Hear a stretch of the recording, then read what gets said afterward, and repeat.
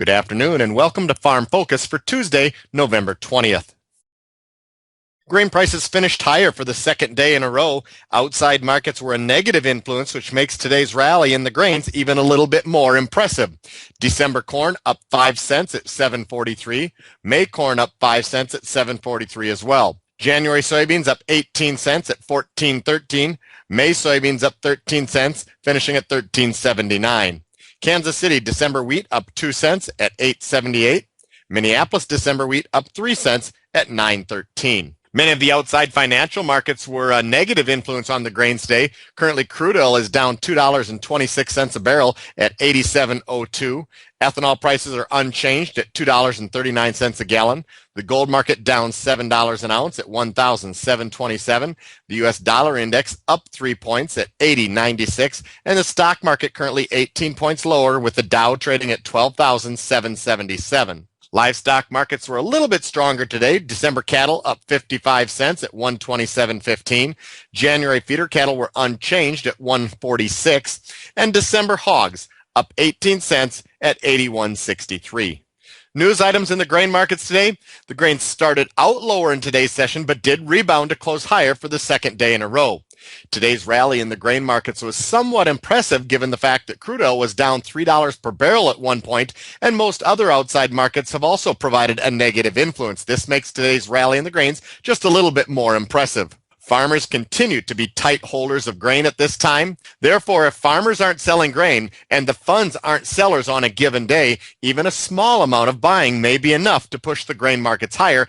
I believe that's what we've seen the last couple of days in the grain trade. That news from the crop report may be fully factored into the trade right now, and traders at this time seem to be more focused on supply and demand factors and stocks versus the November crop report, which is now old news.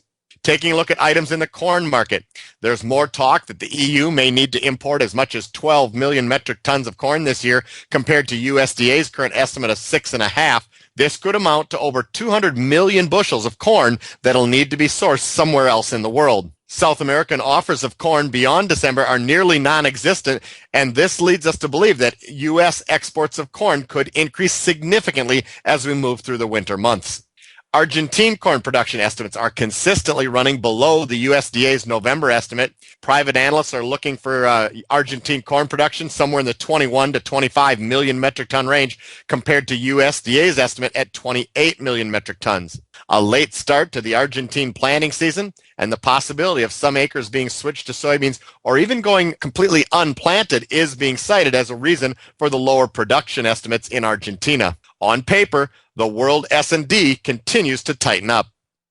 If we take a look at a chart that shows the U.S. and the world stocks-to-use ratio for corn, we can see that the world numbers in orange are at record tight levels. If locations around the globe, like the European Union, do in fact need to import significantly more corn than USDA is currently projecting, that could significantly improve U.S. corn export projections, as the U.S. is about the only game in town as far as a major exporter of corn all the way until late spring or early summer next year.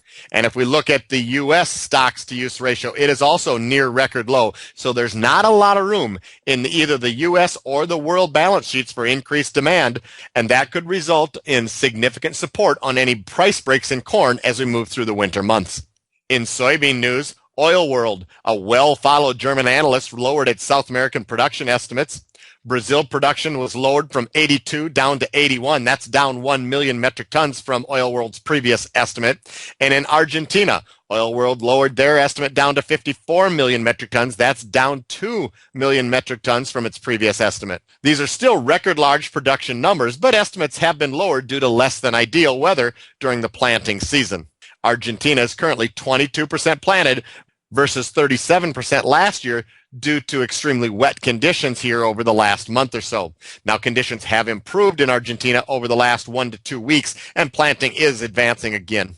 Overall demand for U.S. soybeans remains very strong. Exports are running at a record pace out of the United States as South America is virtually sold out until their new crop is harvested next spring. And the soybean crush remains strong as well. Demand for meal is very good, and export sales for soy oil have surged in the last week. Want to take a look at the USDA's most recent estimate for U.S. soybean crush. They're estimating soybean crush to be down 8.5% from a year ago, but we want to keep in mind that for the first 2 months of the crop year, September and October, soybean crush is actually running 8.5% above the year ago level. And it's expected, with crush margins very strong, as we mentioned in yesterday's video, that we expect the soybean crush to remain strong at least through November and likely into December and January. Turning to the wheat market, winter wheat conditions fell 2% to a record low 34% good to excellent in yesterday afternoon's weekly report. Conditions in the U.S. plains continued to deteriorate. The number one wheat producer, which is Kansas, is rated at just 30% good to excellent, with South Dakota at a disastrous 4% good to excellent. The poor to very poor rating in the United States also increased by 2%, going from 22 to 24% poor to very poor. We felt it's also worth noting that Washington and Oregon saw major condition declines, in fact, 23 to 24% declines in the good to excellent rating due to excessive rains over the last few weeks. There's no significant moisture in the forecast for the U.S. plains for the next 10 days, and that is likely to result in crop conditions being lower again in next week's report. And turning to the southern hemisphere, Western Australia is now 35% harvested, and both yields and quality are said to be disappointing so far. Australia is a major world wheat exporter, but this year's crop has been reduced due to dry weather. Taking a look at the U.S. winter wheat crop condition rating on a chart, this shows the last 26 years 1986 through last year, 2011. You can see anywhere from the low 40% good to excellent on the lower years up to the mid to upper 70% good to excellent in very good rated years. This year's good to excellent rating at 34% good to excellent, by far a record low condition rating. When it comes to wheat yields, U.S. winter wheat yields are going to be strongly influenced by spring rains, but the very disappointing start to this year's crop does make the odds of having a trend line or above yield seem to be greatly reduced from an average year. Taking a look at today's December corn chart, corn prices very impressive over the last 3 days. We had a reversal day last week, Friday, where prices traded lower, turned around to close higher. Now 2 consecutive days of closing higher, and the chart is looking much better than it did just a few days ago. We also want to note that technical indicators have hooked to the upside and have plenty of room to move to the upside here over the next week or so. With both the chart and the technicals looking much better than they did just a few days ago, it's now projecting prices could potentially move into the 775 range, which is overhead resistance on the chart from the highs that were posted back in October.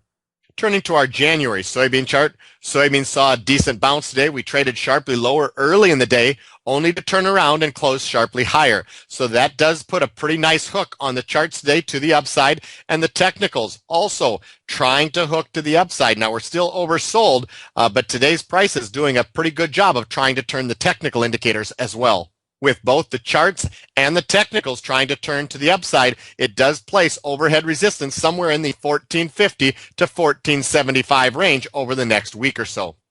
Turning to our Kansas City December wheat chart, wheat prices continued to chop around at the lower end of our trading range. We took out the lows at 872 by just a few cents, but did turn around to close above that level on Friday. And now just a little bit of follow to the upside today tells us that the market is continuing to consolidate at this lower end of the price range, with technicals now very oversold and trying to turn to the upside. The wheat market has not yet had a convincing turn to the upside, but nonetheless, with the charts near the support lows and technicals very oversold, it does appear that wheat may be positioning for a move into the initial level of overhead resistance, where all of the moving averages come into play in that upper $8 to low $9 range. This is Dan Cowger for Heartland Farm Partners. Thanks for joining us, and have a good afternoon.